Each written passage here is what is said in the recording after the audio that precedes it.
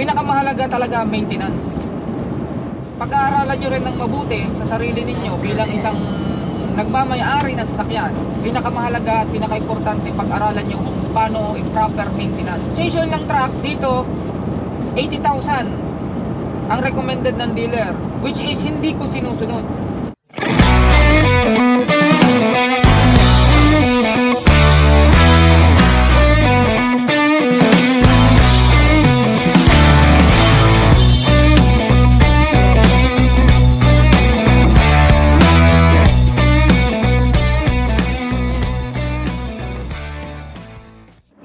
So yun, magandang araw ulit mga kabiyero. So nandito na ako sa Musumin. So di ko na rin napakita sa inyo yung ano.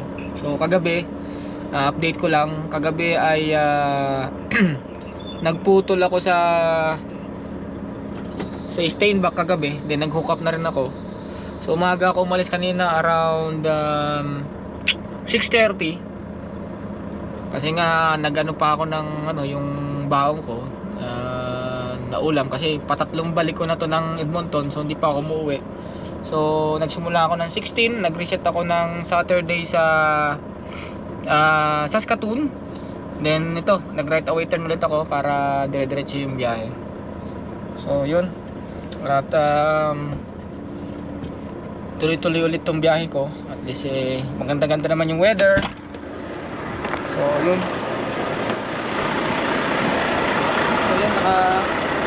napakaputik ng truck. Yung trailer napakaputik kasi nagtutunaw. So yun talaga ang ano ngayon pagka garto nagtutunaw. So ito yung timbangan ng Musumin. Wala lang, maputik. So yun, diretso na rin ako at nag-brake lang ako. Then larga na ulit para makabalik ako ng maaga. Then para reset sa bahay. So kaya ako naman ginawa ito, binalasa ko lang yung araw ng biyahe ko para makuha ko ulit yung weekend. So ganoon talaga, minsan nangyayaring ganun pagka kailangan. And yun, para kumita rin tayo ng maganda. So yun, at larga na. Pinakamahalaga talaga ang maintenance. Huwag nyo susundin or nasa sa inyo kung susundin nyo yung by the book. Wala naman kasi problema kung susundin yung by the book. But pag-aaralan nyo rin ng mabuti sa sarili ninyo bilang isang nagmamay-ari ng sasakyan, kahit pa hindi truck, kahit yung private vehicle or kahit ano pang sasakyan na pagmamay-ari mo. Pinakamahalaga at pinaka-importante pag-aralan nyo kung paano i-proper maintenance. Yan ang pinaka-importante, especially yung change oil. Ang change oil ng truck dito 80,000 ang recommended ng dealer, which is hindi ko sinusunod. Why? Unang-una, ang truck or kahit yung sasakyan, ang sasakyan pag na-traffic hindi tumatakbo ang kilometer. Yan ang number 1. So paano mo mababase ang running time or yung tawag ito, yung quality ng langis? So sa everyday na pag-check mo ng langis, doon mo palang makikita kung anong quality na ng langis meron ang makina ng sasakyan mo, kung kailangan na bang palitan or hindi pa.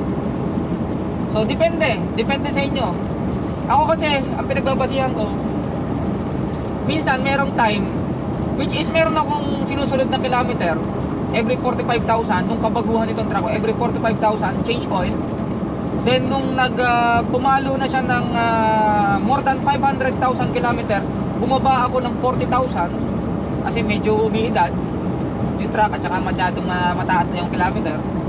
Bumaba ako ng 40. Then ngayon nung nagdalawa ako ng trailer na hila, so which is medyo hirap yung makina ko, bumaba ako ng 35.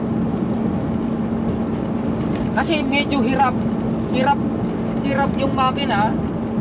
Hindi naman siya totally hirap kasi nadagdagan yung trabaho ng makina doon sa hinihila. So kaya nagbago ako ng nagbaba ako ng kilometer para bago mag-change oil. Anong pinagbabasihan ko?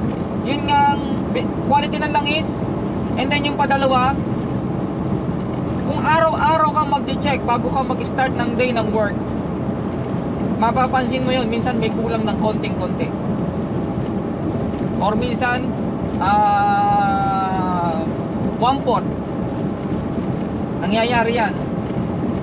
Ang ginagawa ko, doon ko siya binabasihan. 35, bumawas ng konti, change oil na ako niyan. Kasi ang buhay ng sasakyan nandyan sa makina. Yan ang puso. Sabi nga, kung sa tao, yan ang puso ng ating sasakyan, makina. Nandyan ang buhay.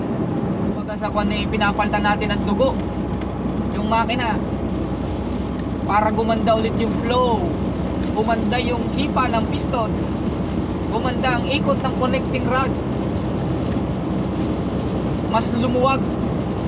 Parang tayo rin tao, pagka tayo na nagka-problema sa kidney, or minsan yung iba or ang ginagawa ng iba, nagpapakuha ng dugo, nagdo-donate ng dugo para malinis ulit yung dugo, di ba? Yung iba, yun ang purpose. So ganun din yung makina. So kailangan talaga alagaan. So awa naman ng Diyos, ang tinakbo nitong truck ko is 1,061,000. Wala pa naman ako nagiging problema sa makina. Bago mag winter, pinalitan ko na ng differential oil nung around 900 kilometers. Then yung coolant, na-flashing ko na yun lahat. Plus siyang ni-refresh ko yung coolant, yung cooling system, refresh yan lahat. Thermostat, yung EGR cooler, yung DF filter, yung doser, yun, nilubricate ko yung ibang mga bearing. Kasi yan, medyo barado na kung babalikan nyo yung previous video ko na maintenance ko yung truck, which is ang tawag doon ay preventive. So lahat, kumbaga sa kwan, ni-refresh talaga lahat. So yun, awa ng Diyos ngayon, hindi masyado nagtatataas ang aking water temperature. Normal temperature siya kahit dalawa yung hila. Unlike before, bago ko siya ni-refresh, lagi siyang pumapalo ng 190 to 200. So ngayon is normal na siya, 180, 185. Yan, kahit dalawa yung hila. So yun, matatapos na rin itong aking truck in 3 months. So yun yan, nagkabirya din ako na aksidente. Hindi naman natin kagustuhan, hindi naman natin masasabi kung kailan ang aksidente, nandyan lang yan. Ganun talaga ang buhay dito sa kalsada. Hindi mo alam in just a second kung anong mangyayari sa'yo. Hindi natin alam kung makakukay tayo sa ating pamilya. So yun ang gusto kong ipa-intindi sa lahat ng mga hindi nagtatrabaho dito sa highway o hindi naranasan maging biyahero dito sa kalsada. Alam na alam niyo yung mga kapwa kong biyahero. So sa ngayon, medyo gumaganda-ganda naman ang ating income. So dati or last year, hindi mo pala last year kasi nagsimula ako na mag-LCV, yung dalawang hila bago starting ng summer. So iba-iba yung income, yung flow. Yun nga lang, nagka-aberya ako kasi na-aksidente, kaya nahinto. Halos 2 months ako hindi nakabayad ng truck, which is na deferral naman. So okay lang, kaya pa rin naman kasi PCB natin ang compute ko. Hindi rin ganun parang hindi ko rin maisip na lalaki rin yung kita. Why? Kasi meron tayong tinatawag dito sa Canada na tax. Hindi rin natin malulusutan yan. Paglaki ng kita, paglaki ng tax. Paglaki ng kita, paglaki ng expenses. So ganun yan. Laging mayroong positive at mayroong negative. Sabi nga, hindi aandar ang isang sasakyan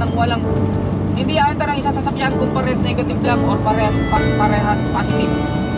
Para umandar ang sasakyan, may positive at negative.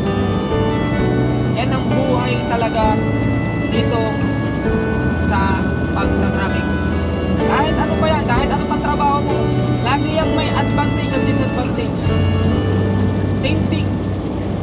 Hindi naman tayo nagtatrabaho para sa sarili lang natin or para sa iba. Hindi tayo nagtrabaho dito sa Canada para payamanin ang isang kumpanya. Hindi tayo nagtrabaho, hindi tayo nagpunta dito sa Canada para sa kanila. Nagpunta tayo dito sa Canada para sa pamilya natin. Tandaan natin yan.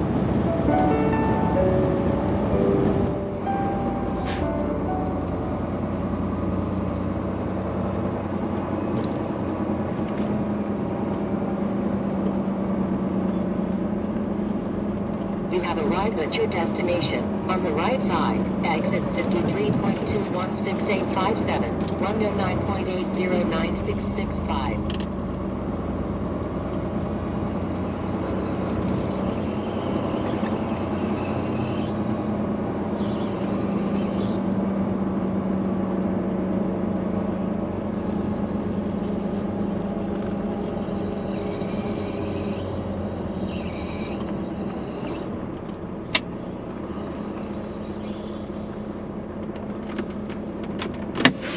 Alright.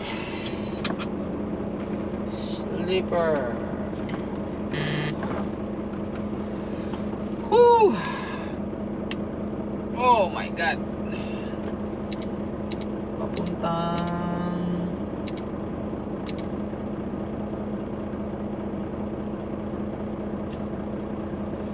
So, nandito na ako sa timbangan ng Lloydminster. Then, Continue on this road for 13 274 kilometers. na lang ako sa Edmonton sa terminal namin kasi doon ako magpuputol ng trailer sa terminal namin sa Edmonton. Then, isa-isa ko siya di-deliver bukas. So, dito na magpapalipas ng gabi. Ito is Wayscale. Then, Lloydminster. Yung nandun yung border. Ang Lloydminster kasi hatiyan ng Saskatchewan at saka ng Alberta. So, yun. So, meron din isang LCB dito nakahinto. So, dito na magpapalipas ng gabi. And then, done for the night. Then, yun. At kita-kita na ulit tayo bukas ng umaga.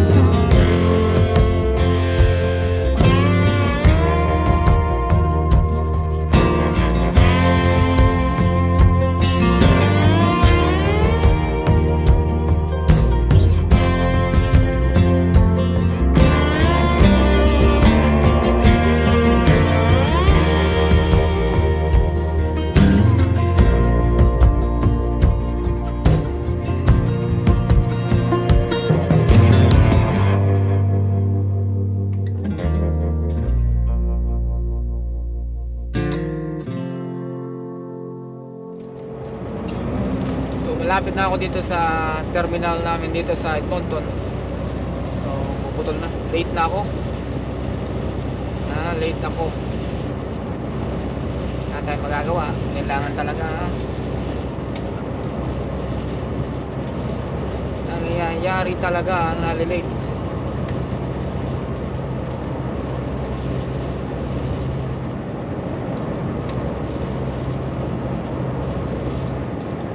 So ito is pinaka perimeter ng Edmonton. Anthony Henday 216. Sana may reload na agad ako. In 4 Tapos ko maka-deliver. Regavan Drive, 184 Street.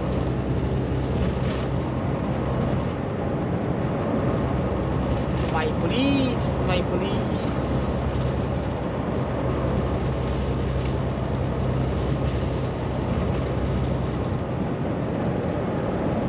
Siraan.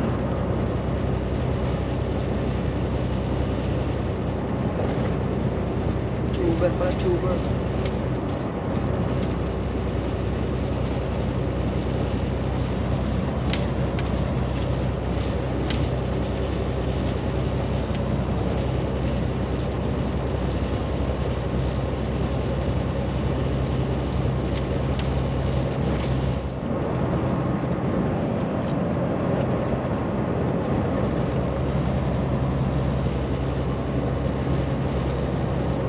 May laking bagay pag merong ano.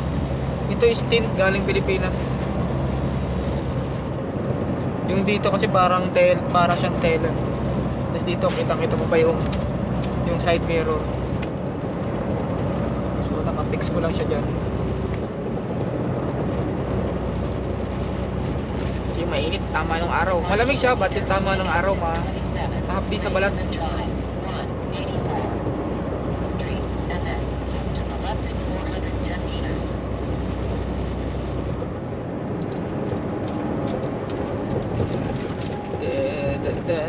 In 600 meters, take exit 27, Regavan Drive, 184 Street, and then keep to the left in 410 meters. Hindi man lang nag-signal eh. Wala nang signal ah.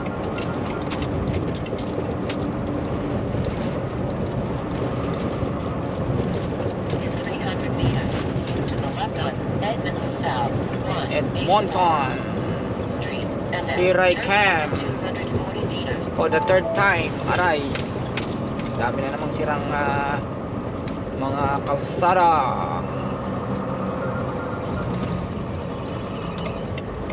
In 100 meters, turn left on Regavan Drive. Oh, tawid. Ayun yung aking B-box. So right on.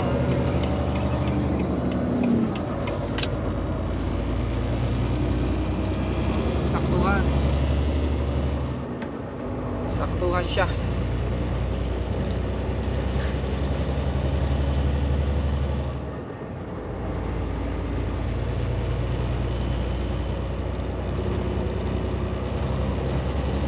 Mainit ang araw.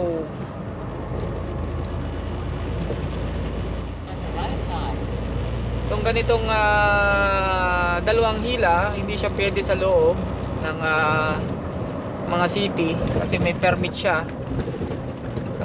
sa mga malalaking highway lang. Kaya yung mga terminal nasa sa labas ng city. So ito nasa bungad lang kasi galing lang ako ng perimeter. Anthony Henday, itong Edmonton, then dito malalapit yung yard. Bungad lang. So puputulin ko na siya rito, then di-deliver ko na siya isa-isa. So napakita ko naman sa inyo before, but hindi ko na napapakita sa mga deliveries ko kasi approaching nga destination at 400 meters. On the right side, mga customer namin hindi allowed na ganyan na makuhanan kasi masiselan, that's their own privacy.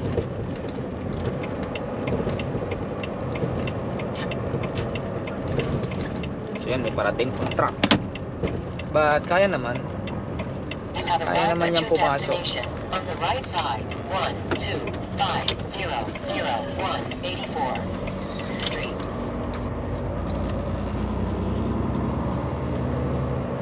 Kaya niya. Sakto. Arrive at destination.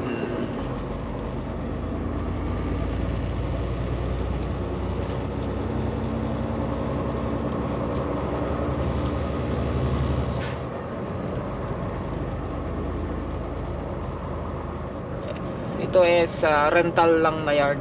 Hindi siya sarili namin yard. Nakikirental lang kami. Nakikiterminal lang. Sabi nga.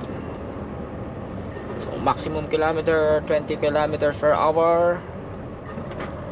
So respect natin yung kanilang ano rules.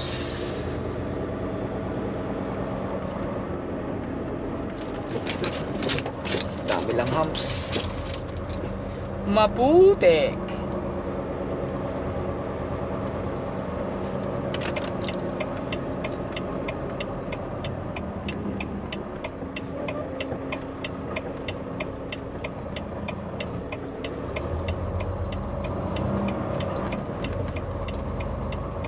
Maputik na, maputik. Aray!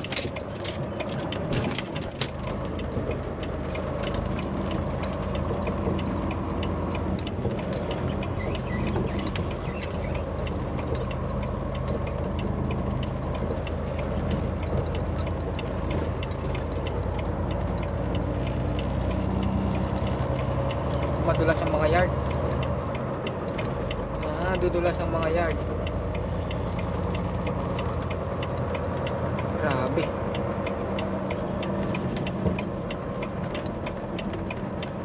Uy, may isa dito.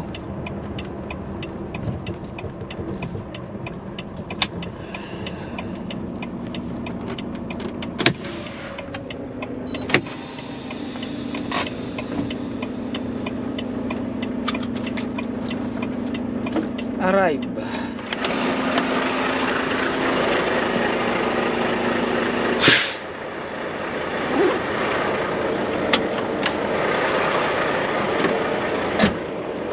So magpuputol muna ako ng aking trailer. Ito yung una ko di-deliver.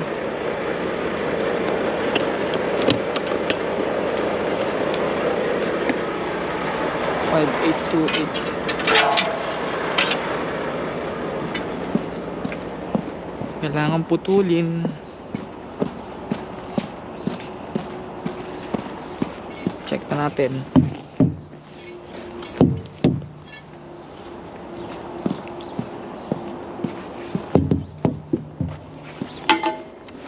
Patay natin ang hangin.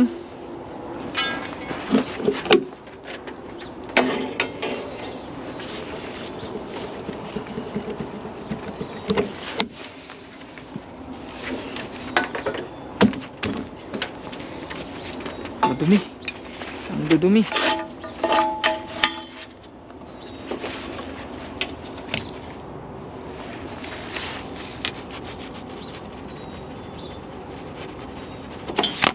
Ito, kailangan ko to. Kinikip namin yan.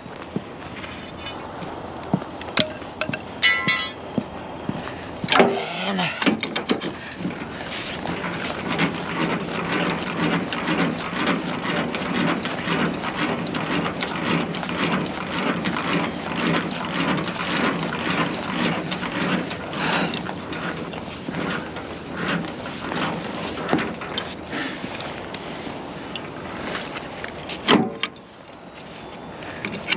Itaas pa. Kailangan umawang ng konti doon sa fifth wheel para hindi mag-bounce yung converter pag iniabante. Kasi ano siya, lip spring.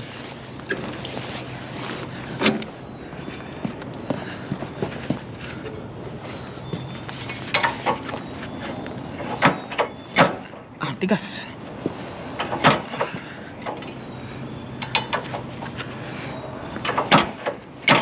Matigas.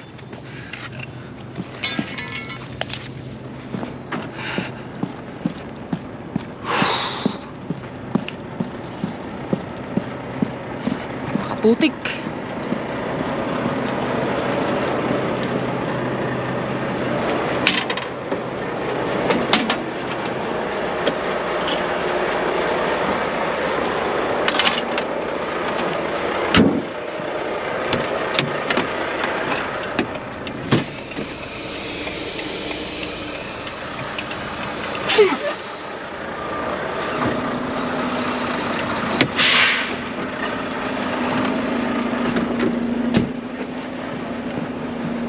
Nakalaban yung ano,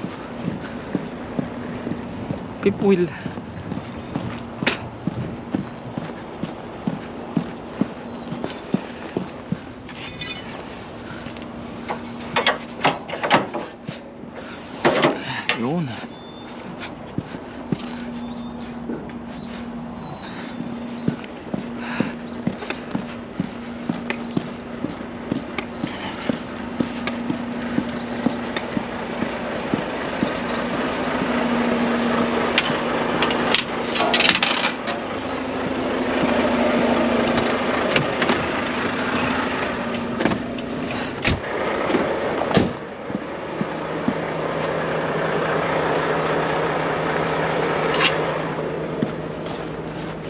So yung converter naman ang aking puputulin kasi ipapark ko siya rito sa parkingan namin ng converter doon. So napakadulas, mahirap magtrabaho.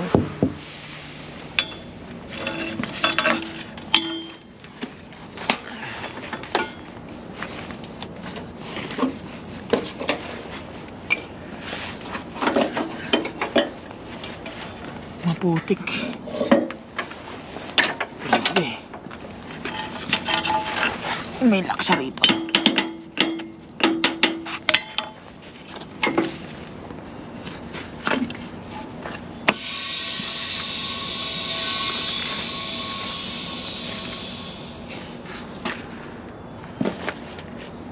Ayaw.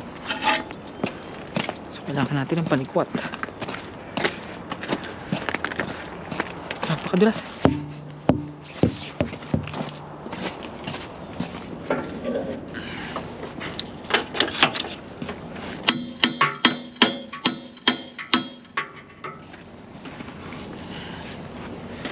Kailangan natin yung panikwat.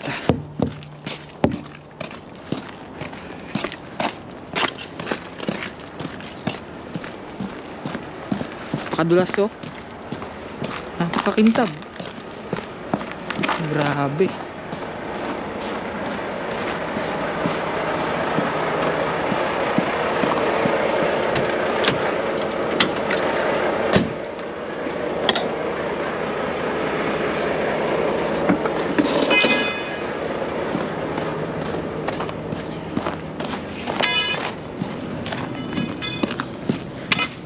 Oh.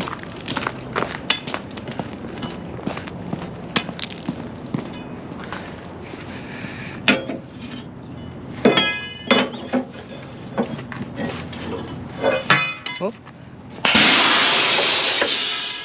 Tumakbo siya.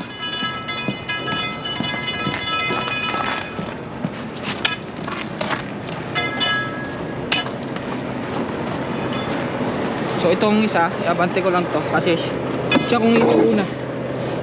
Siya kung i-deliver to, kaya iabante ko lang.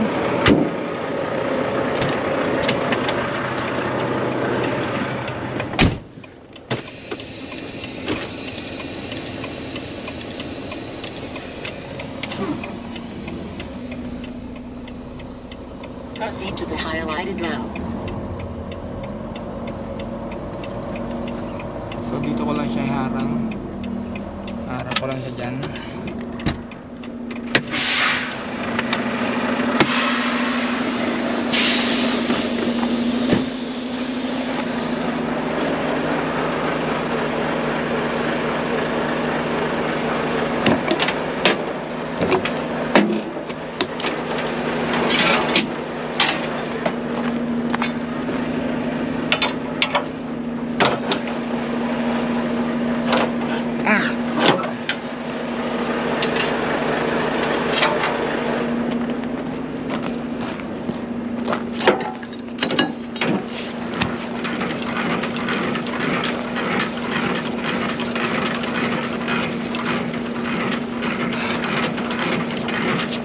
Wala naman kukuha ng mga trailer na yan kaya okay lang dito mag-park.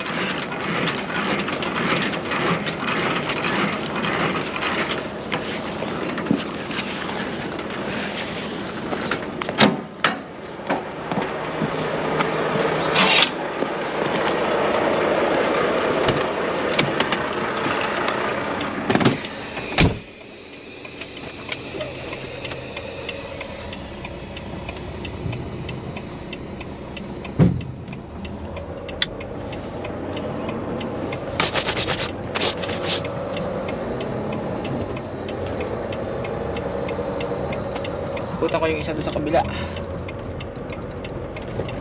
Papark ko lang yon sa dapat na i-park. Yun, naalisin na niya. Dapat matagal nyo na inaalis yan sa gabal. Ano? So problema rito, ang tatalas ng yelo.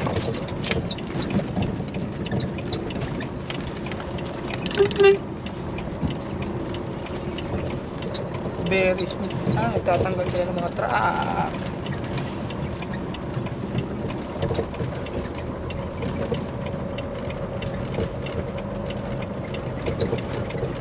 Kapark ko lang dito sa aming parkingan.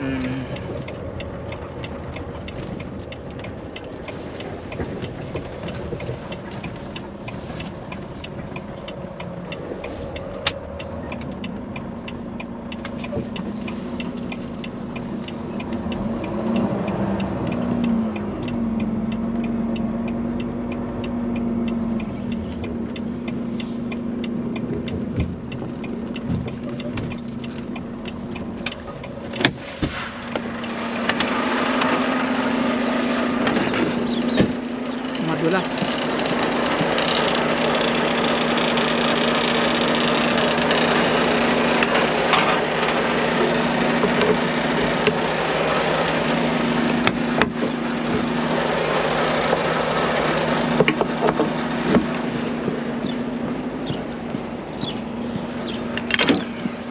Matrabaho guys, matrabaho ang LCB. Papark mo pa isa-isa. That's it. Park ko lang doon.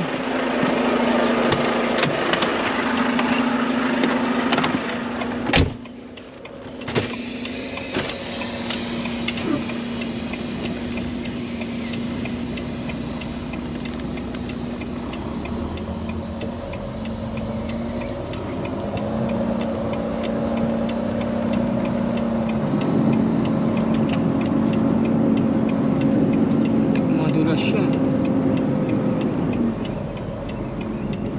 Wala bang parkingan doon maganda-ganda? Ano masarap na? Para sa akin.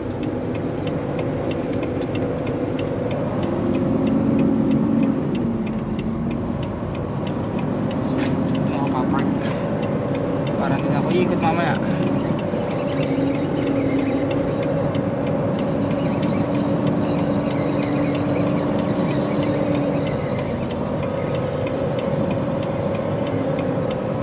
Dulas siya, no? Dulas. Dulas talaga.